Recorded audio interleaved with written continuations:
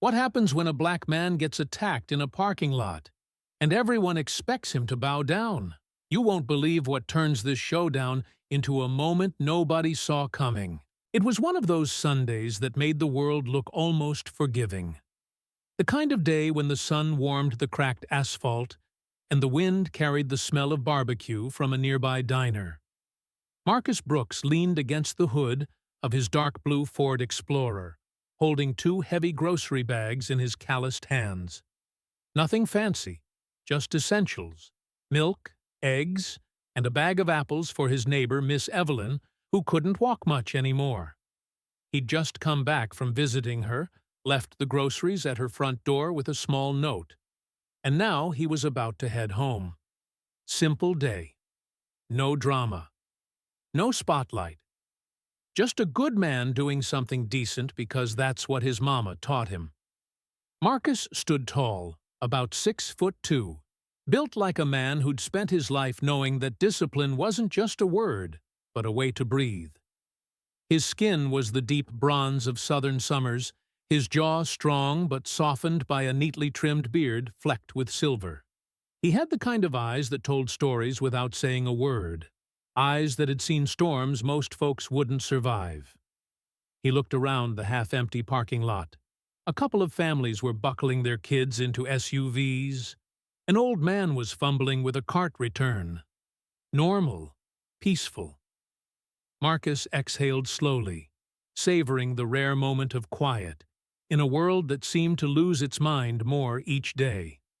But peace doesn't last long, does it? Not when you're a black man standing in the wrong place at the wrong time. The roar of engines broke the calm like a sledgehammer. Low, throaty rumbles that grew louder, closer, like a pack of wolves sniffing blood. Marcus turned his head just as three bikes rolled into the lot, chrome gleaming under the sun. Their riders? Every stereotype on two wheels. Leather vests, boots caked with dirt, arms inked with faded skulls and flags that told you exactly how they felt about your kind. They parked not far from Marcus, laughing loud enough to make heads turn. One of them, a bulky man with a sunburned neck and a patch that read "Razor," pulled off his helmet. His face was raw meat with eyes, hard, small, the color of cheap whiskey. "Well, would you look at that?" Razor drawled, his voice dripping with venom.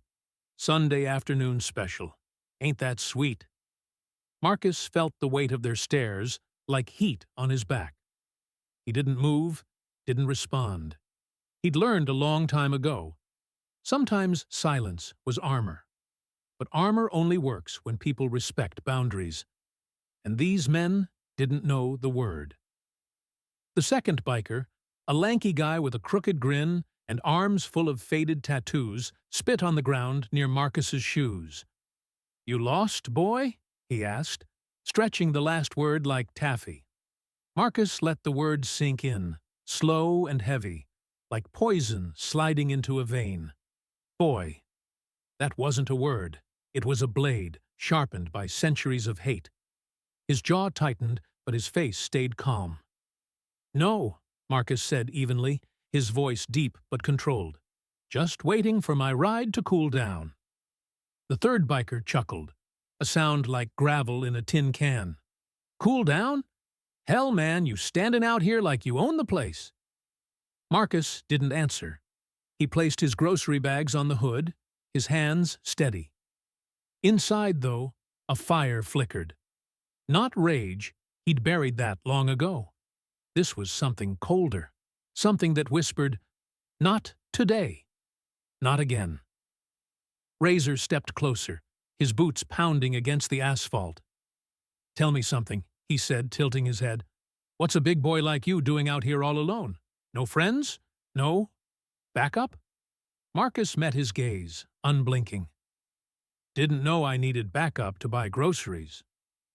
That made them laugh, a cruel, barking sound that turned heads in the distance. But no one came closer.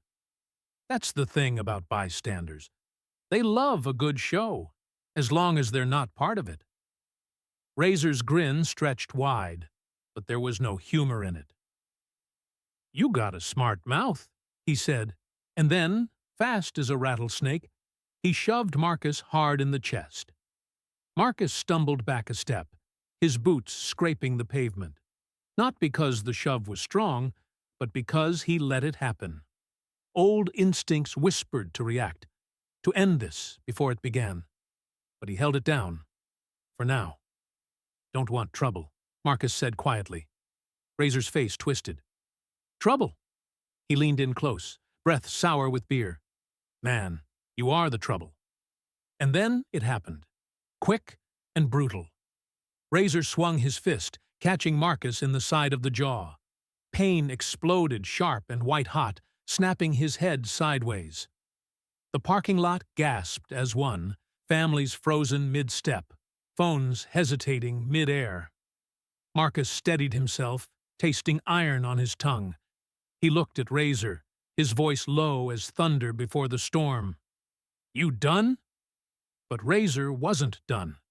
He charged forward, his shoulders slamming into Marcus's chest, driving him back against the hood of his own car. Groceries tumbled, apples rolling like marbles across the pavement. Marcus's hands gripped the edge of the hood, knuckles white, heart pounding. He could feel the old him stirring, the man who lived by codes most folks never knew. But he swallowed it down, clinging to control like a lifeline. Around them, the crowd grew, phones out now, screens flashing. A mother pulled her child closer, whispering something that sounded like, "Don't look, baby." But they all looked, because this was the kind of show America loves. A black man on the ground and a white man standing over him. Razor loomed above Marcus, grinning like a wolf. "Not so tough now, huh?" he sneered, drawing his arm back for another hit. And that's when Marcus moved. Not a strike, not yet, just a shift. A tilt of his head, a narrowing of his eyes. Something in that look made Razor pause for a fraction of a second. Not fear, not yet, just confusion, like a man standing too close to the edge of a cliff without realizing it. The moment stretched, taut as a wire. And in that silence, Marcus thought, not of fear, not of hate, but of his mother's voice on the porch years ago. "Baby, never let them take your dignity." Not for free. For a split second, everything froze. Razor's fist hovered in midair like a bad decision waiting to happen, and Marcus stood there calm as midnight. That calm wasn't weakness. It was the kind of calm that comes from storms weathered and battles survived. But Razor didn't see that. Men like him never do. "Hit him!" the lanky biker shouted, his voice slicing through the silence. "Teach him some respect." Respect. That word again, twisted into a weapon. Marcus almost laughed. Respect had nothing to do with this. This was about power, about the thrill of humiliation in a parking lot on a Sunday afternoon. The laughter bubbled around them, sharp and metallic. A few bystanders chuckled nervously, like hyenas too scared to bite, but hungry for blood. Phones were up now, catching every second, every frame. Marcus could see his reflection in one of those screens, jaw tight, eyes steady. The villain in someone else's viral video. He'd seen this script before. Razor sneered and swung, his knuckles slicing the air. Marcus shifted just enough for the punch to whistle past his cheek. Razor stumbled forward, off balance, cursing under his breath. "You think this is funny?"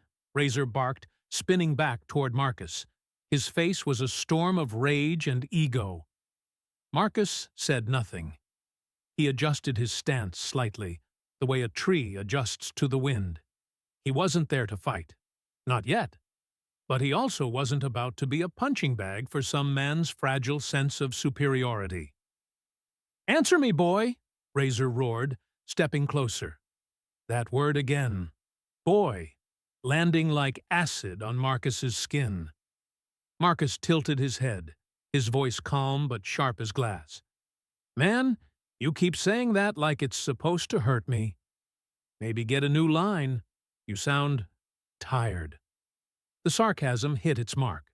Razor's face turned the color of raw steak. The crowd murmured, a few smirks flickering like sparks in the dry grass. Embarrassment. That was worse than any punch. Razor's pride couldn't take that. With a roar, he lunged again, grabbing Marcus by the shirt collar and slamming him against the hood. Metal groaned under the force. Marcus's head tilted back slightly, catching the glare of the sun. "Think you're smart?" Razor hissed, his breath thick with rage and stale beer. "Think you can make me look like a fool?" Marcus felt his pulse thrum like a war drum in his ears, but his voice stayed even. "I don't have to make you look like a fool. You're doing just fine on your own." The crowd gasped. That line, clean, precise, dripping with quiet defiance, hung in the air like smoke. Someone whispered, "Damn." Phones tilted in closer, hungry for the climax. But before Razor could react, the low wail of a siren curled through the air. Blue and red lights stuttered across the asphalt, painting everything in the colors of trouble. A police cruiser rolled in slow, like a shark circling fresh blood. Marcus felt his stomach tighten. He knew how this usually went. Black man, white aggressor, shaky witnesses. The math never favored him. Two officers stepped out, one older, heavy around the middle, with a mustache that belonged in another decade. The other younger, jaw sharp, posture screaming rookie energy. Their eyes swept the scene, and Marcus saw it happen. The quick flicker of judgment, the silent verdict before a single word was spoken. "What's going on here?" the older cop barked, hand resting near his holster like it was second nature. His tone wasn't curious. It was accusatory, like he already knew who the problem was.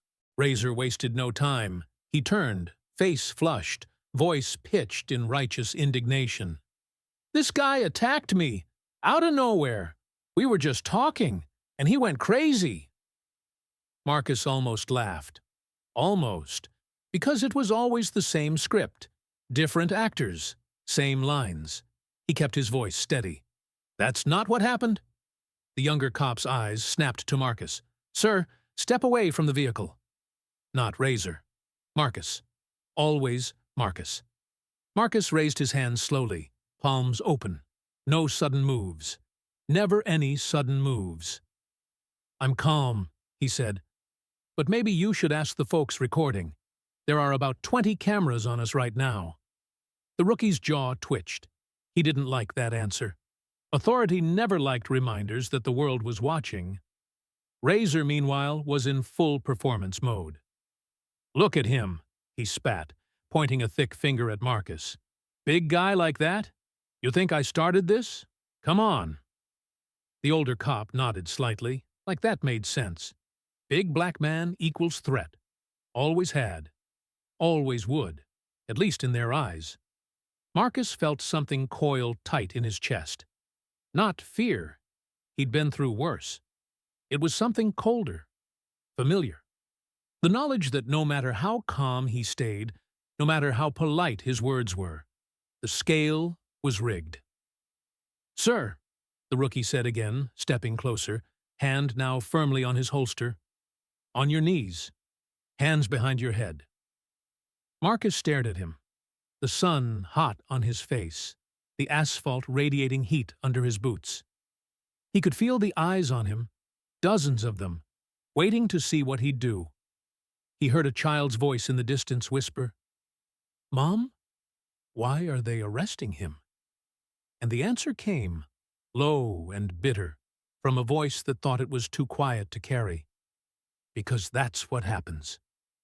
Something cracked inside Marcus then. Not a scream, not a snap, but something deeper. Something that had been waiting too long. He looked at the rookie, his voice calm but edged with steel.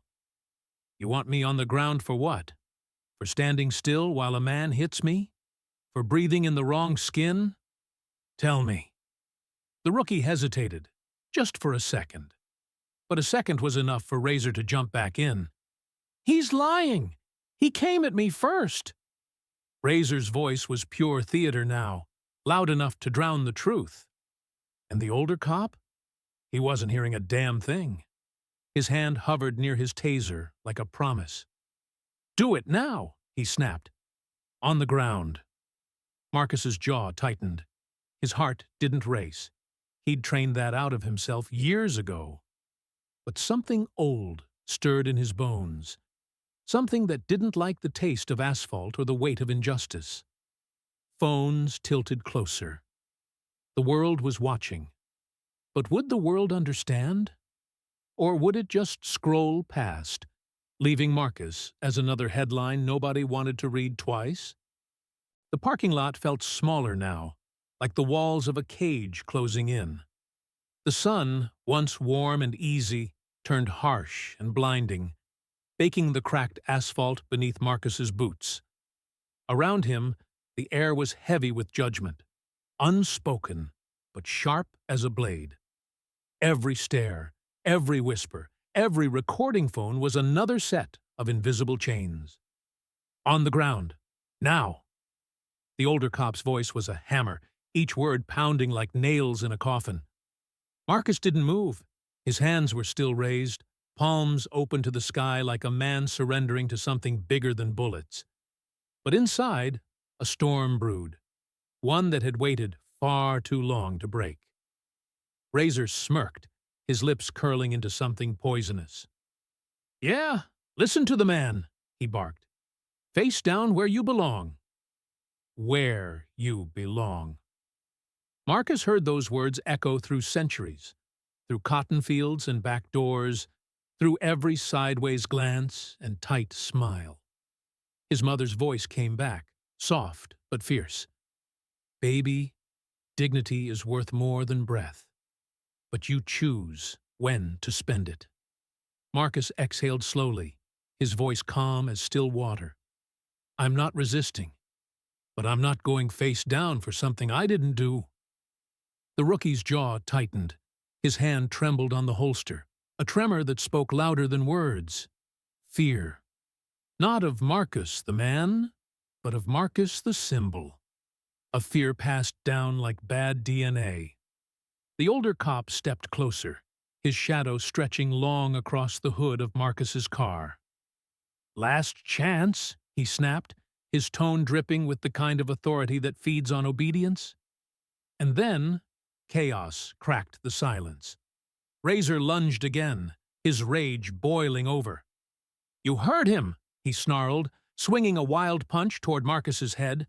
It was a sloppy hit, born of ego, not skill, but it never landed, because Marcus moved, not fast, fluid, like water slipping through fingers. His hand shot up, catching Razor's wrist mid-swing. A twist, clean and sharp, sent Razor sprawling face first onto the hood with a metallic clang. Gasps rippled through the crowd like wind through dry leaves. Phones shook as their owners scrambled for a better angle. The rookie froze. The older cop cursed, reaching for his taser. But Marcus was already stepping back, hands raised again, voice low and steady. "I didn't touch him until he tried to hit me. Check your cameras. All of them." Razor groaned, his pride leaking out faster than the sweat on his forehead. He tried to push up, but Marcus's stance, calm, solid, unshaken, made him hesitate. For the first time, the biker saw something in Marcus's eyes that stripped the fight clean out of him. The rookie's voice cracked through the tension. "Stay where you are," he barked, but it sounded hollow now, like an echo in an empty room, because the tide was turning, and everyone felt it. A woman from the crowd stepped forward, phone held high. "I got the whole thing," she called, her voice slicing through the noise. "Every second. You tried to arrest him, and this goes viral before you even hit the station." Another voice joined in, then another. Suddenly, the silence broke into a wave of murmurs, a chorus of, "We saw what happened." The crowd wasn't a bystander anymore. It was a wall. The older cop's eyes darted between Marcus and the sea of cameras, his jaw grinding like gears in a broken machine. Authority doesn't like an audience, not one that isn't clapping. "Sir," Marcus said, his tone calm but carrying the weight of mountains. "You wanted the truth? It's all right here." He nodded toward the glowing screens, each one a tiny courtroom, each one a verdict waiting to drop. For a long, electric moment, no one moved. The only sound was Razor's ragged breathing and the distant hum of engines on the highway. Then, slowly, reluctantly, the older cop lowered his taser. His voice, when it came, was a brittle thing. "Get out of here," he muttered. "All of you." The rookie hesitated, confusion flickering in his eyes like a dying bulb. This wasn't the ending he'd expected. But the crowd smelled victory, and it tasted like justice. Razor tried to speak, but Marcus cut him off with a look. Calm, steady. The kind of look that says, "You brought this storm on yourself." Marcus turned toward his car, his steps measured, unhurried. He gathered the apples scattered across the asphalt one by one, placing them gently back into the bag. Not because he cared about the fruit, but because dignity lives in the smallest actions. When he finally slid behind the wheel, the world felt different. Not because it had changed, but because he had reminded it that change was possible. As the engine purred to life, Marcus glanced once more in the rearview mirror. Razor was still there, slumped against his bike, his swagger leaking out like air from a punctured tire. The cops stood stiff, their authority dented by the weight of their own choices. Marcus didn't smile. Victory wasn't sweet. It was heavy, laced with the bitter taste of battles that should never have been fought. But as he drove away, the crowd's voices rose behind him, and for the first time that day, the sun felt warm again.